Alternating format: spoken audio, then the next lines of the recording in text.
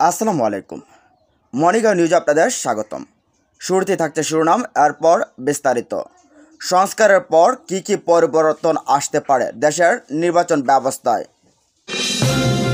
AC কর্মকর্তাদের সম্পদের হিসাব দিতে হবে। জানিয়ে দেব, আত্মসমর্পণ করল জামিন মেলেনি কারাগারে মাহমুদুর রহমান। দেশকে অস্থিতিশীল করার অপচেষ্টা করলে ফল ভালো হবে না, বলছেন রুহুল কবির রেজভী। দেশে ফিরছেন প্রধান উপদেষ্টা ডক্টর মোহাম্মদ ইউনূস। এবার আওয়াজ উঠেছে রাষ্ট্রপতি শাহাবুদ্দিন চুপ্পুর পদত্যাগের। এতক্ষণ শুনছেন সংবাদ শিরোনাম, এবার জানুন পুরো বিস্তারিত। ফ্যাসিবাদের পতনের পর দায়িত্ব নিয়ে নতুন অন্তর্বর্তীকালীন সরকার রাষ্ট্রের বিভিন্ন ক্ষেত্রে সংস্কারের পরেই পরবর্তী নির্বাচনের আয়োজনের কথা বলছেন। এই সংস্কার করতে ৬টি কমিশনও গঠন করেছেন। সেখানে বিশেষ গুরুত্ব দেওয়া হয়েছে দেশের নির্বাচন ব্যবস্থা সংস্কারে। নির্বাচন ব্যবস্থা সংস্কার কমিশনের প্রধান হিসেবে সিভিল রাইটস গ্রুপ প্রশাসনের জন্য নাগরিক বা সুশাসনের সাধারণ সম্পাদক বদিউল আলম মজুমদারকে দায়িত্ব দেওয়া হয়েছে। তার নেতৃত্বে নির্বাচন ব্যবস্থা সংস্কারের একটি কমিটি গঠিত হবে। সেই কমিটি দেশের নির্বাচন ব্যবস্থায় পুরোপুরি পর্যালোচনা করবে। সেই সাথে নির্বাচনী আইন থেকে শুরু করে নির্বাচন কমিশন নিয়োগের প্রক্রিয়াও যেসব ত্রুটি রয়েছে সেগুলো সংশোধন করে নতুন একটি প্রস্তাবনা তৈরি করবে। নির্বাচন ব্যবস্থা সংস্কারে সরকার গঠিত কমিশনের সভাপতি বদিউল আলম বলেন, যেসব জায়গায় সংস্কার করা দরকার তা করতে আমাদের কমিশন কাজ করবে। তবে কী কী পরিবর্তন আনবো সেটি চূড়ান্ত করবে পূর্ণাঙ্গ কমিশন। বাংলাদেশের নির্বাচন ব্যবস্থায় সংস্কারের দাবি বহু পুরনো। বিশেষ করে 2011 সালে সংবিধানের ৫ম সংশোধনী এনে বাংলাদেশ থেকে তত্ত্বাবধায়ক সরকার ব্যবস্থা বাতিল করার পর দেশের নির্বাচন ব্যবস্থা নিয়ে নানা প্রশ্ন উঠেছে গত এক দশকে। তাই আগামীতে নির্বাচন ব্যবস্থা সংস্কারের সবার আগে সংবিধানের ৫ম সংশোধনী কিংবা এ বিষয়ে সংবিধান সংশোধন কমিটি কী সিদ্ধান্ত নেয় সেদিকেই তাকিয়ে থাকবে নির্বাচন ব্যবস্থা সংস্কার কমিশন। নির্বাচন বিশ্লেষক অধ্যাপক তুফাইল আহমেদ বলেন, সংবিধানের বিষয়টি থাকবে মৌলিক। সংবিধান সংস্কার করা হলে তার উপর ভিত্তি করে অন্য কাজগুলো করতে হবে। এই কমিশন এরই মধ্যে সংস্কারের জায়গাগুলো চিহ্নিত করতে শুরু করেছে। এক্ষেত্রে নির্বাচন পদ্ধতি, নির্বাচনী আইন কিংবা নির্বাচন কমিশনের নিয়োগের বিধানগুলোতেও সবার আগে নজর দেবে বলে ধারণা করা হচ্ছে। যেভাবে কাজ শুরু করবে কমিশন। গত 11 সেপ্টেম্বর জাতির উদ্দেশ্যে দেওয়া ভাষণে 6টি সংস্কার কমিশন ঘোষণা করেন অন্তর্বর্তীকালীন সরকারের প্রধান উপদেষ্টা অধ্যাপক মোহাম্মদ ইউনূস।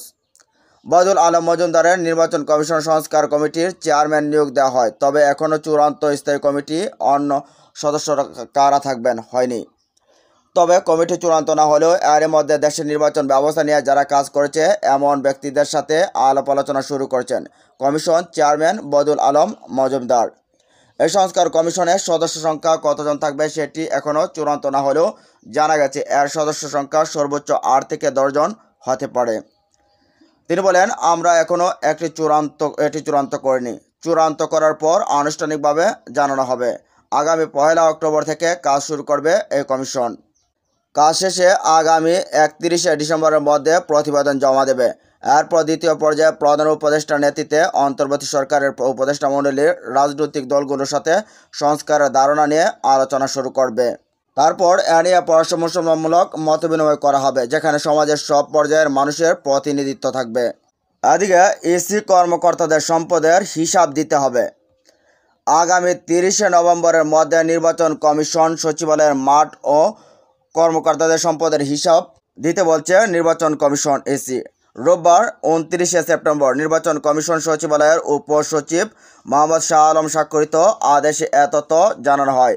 ইসি জানায়, সরকারি কর্মচারীদের দুর্নীতি প্রতিরোধ এবং স্বচ্ছতা ও জবাবদিহিতা নিশ্চিতকরণের লক্ষ্যে গত 1 সেপ্টেম্বর থেকে সব সরকারি কর্মচারীকে সম্পদ বিবরণী দাখিল করতে জনপ্রশাসন মন্ত্রণালয় থেকে নির্দেশ দেওয়া হয়েছে।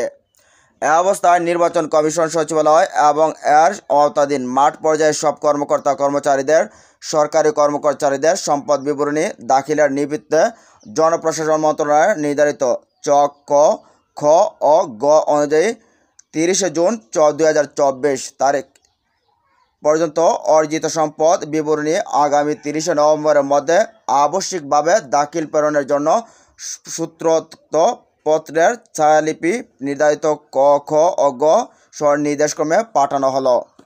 এদিকে আত্মসমর্পণ করলেও জামিন মেলেনি কারাগারে মাহমুদুর রহমান। সাবেক প্রধানমন্ত্রী শেখ হাসিনার ছেলে সজীব অজয় জয়কে অপহরণের মাধ্যমে হত্যার ষড়যন্ত্রের অভিযোগে করা মামলায় দৈনিক আমার দেশ পত্রিকার ভারপ্রাপ্ত সম্পাদক মাহমুদুর রহমানকে কারাগারে পাঠিয়েছে আদালত। রোববার 29 সেপ্টেম্বর সকাল 10:30টার পর ঢাকার চিফ মেট্রোপলিটন ম্যাজিস্ট্রেট আদালতে হাজির হয়ে এই মামলায় আত্মসমর্পণ করেন তিনি। সেই সঙ্গে আপিল শর্তে জামিন আবেদন করেন তিনি। শুনানি শেষে অতিরিক্ত চিফ মেট্রোপলিটন ম্যাজিস্ট্রেট মাহবুল হক জানান, জামিন নামঞ্জুর করে তাকে কারাগারে পাঠানোর আদেশ দেন।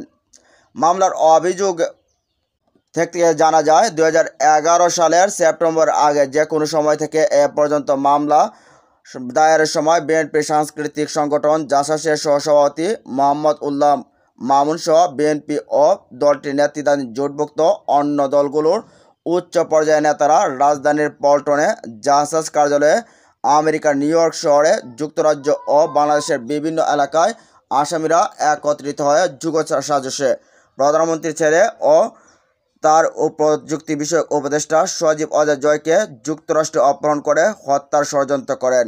এ ঘটনায় ডিবি পুলিশের তৎকালীন পরিদর্শক ফজলুর রহমান 2015 সালের 3 আগস্ট বাদী হয়ে পল্টন মডেল থানায় মামলা করেন। 2018 সালের 29 ফেব্রুয়ারি সাংবাদিক শফিক রেহমান ও মাহমুদুর রহমানকে 5 জনের বিরুদ্ধে আদালতের অভিযোগ দেয় পুলিশ। এ মামলায় সজীব অজয় জয় সহ 12 জনের সাক্ষ্য নেন আদালত। এর আগে এ মামলায় 2023 সালের 17 আগস্ট ঢাকার অতিরিক্ত chief metropolitan magistrate Asaduzzaman Noor, সাংবাদিক শফিক রেহমান ও দৈনিক আমার দেশ পত্রিকার ভারপ্রাপ্ত সম্পাদক মাহমুদুর রহমান সহ 5 জনের 7 বছরের কারাদণ্ড দেন। সে সময় মাহমুদুর রহমান পলাতক থাকায় তার বিরুদ্ধে গ্রেপ্তারি পরোয়ানা জারি করেন আদালত। দণ্ডপ্রাপ্ত অন্য আসামিরা হলেন জাতীয়তাবাদী সামাজিক সাংস্কৃতিক সংস্থা জাসাস সহসভাপতি মোহাম্মদ উল্লাহ মামুন, তার ছেলে রিজভী আহমেদ ওরফে সিজার এবং যুক্তরাষ্ট্র প্রবাসী ব্যবসায়ী মিজানুর রহমান ভূঁইয়া। এদিকে 27 সেপ্টেম্বর সকাল 9:30টায় একটি ফ্লাইটে তুরস্ক থেকে দেশে ফেরেন আমার দেশ সম্পাদক মাহমুদুর রহমান। এদিকে দেশকে অস্থিতিশীল করার চেষ্টা করলে ফলাফল ভালো হবে না। বিএনপির যুগ্ম মহাসচিব রুহুল কবির রিজভী বলছেন, অন্য কোনো দেশ থেকে প্রেসক্রিপশন দেওয়া যাবে না। শেখ হাসিনাকে আশ্রয় দিয়েছেন ভালো কথা, তবে আশ্রয় দিয়ে তার কথা মতো বাংলাদেশের অভ্যন্তরে অস্থিতিশীল কিছু করতে চাইলে আখের ফল ভালো হবে না। বাংলাদেশ সিকিম বা ভুটান নয়, পার্শ্ববর্তী দেশের পলিসি মেকার, নীতি নির্ধারক যারা, তাদেরকে বলে রাখতে চায় বাংলাদেশ 18 কোটি মানুষের দেশ। রোববার 29 সেপ্টেম্বর দুপুর 1টার দিকে ছাত্র জনতার অগণ অভ্যুত্থানে আইনশৃঙ্খলা বাহিনী ও আওয়ামী সন্ত্রাসীদের গুলিতে রাজশাহী মহানগর জেলার শহীদ পরিবারের সঙ্গে সাক্ষাৎ অনুষ্ঠানে প্রধান অতিথির বক্তব্যে এসব কথা বলেন তিনি। রুহুল কবির রিজভী বলেন, ত্রিপুরা মুখ্যমন্ত্রী বলছেন ভারতকে বাদ দিয়ে বাংলাদেশ স্থিতিশীল হবে না। আপনারা কিসের আলামত দিচ্ছেন এগুলো? বাংলাদেশিরা সাহসী ও বিরাট জাতি। কিভাবে দেশ পরিচালিত হবে, কাকে নির্বাচিত করতে হবে জনগণ সেটা জানে। অন্য কোনো দেশ থেকে প্রেসক্রিপশন দেওয়া যাবে না। তিনি আরও বলেন, অন্তর্বর্তীকালীন সরকারকে সব রাজনৈতিক দল সমর্থন দিয়েছে, সবাই সহযোগিতা করতে চায়, কিন্তু প্রশাসনের মধ্যে যদি এমন লোক থাকে যারা শেখ হাসিনার 15 থেকে 16 বছর ক্ষমতা থাকাকালীন ফেসিবাদ লুণ্ঠনে সহায়তা করেছে, তারা একটি বিপ্লবের সরকারকে কখনোই সমর্থন দিতে পারেন না। তারা যদি ক্যাবিনেট সেক্রেটারি হয়, সচিব হয়, গুরুত্বপূর্ণ দপ্তরে বসে থাকে, তাহলে নির্বাচন কমিশন, বিচার বিভাগ সহ বিভিন্ন ক্ষেত্রে যে সংস্কারের কথা বলা হচ্ছে এই সংস্কার বাস্তবায়ন হবে না। এরা সংস্কার ব্যর্থ করে দেবে।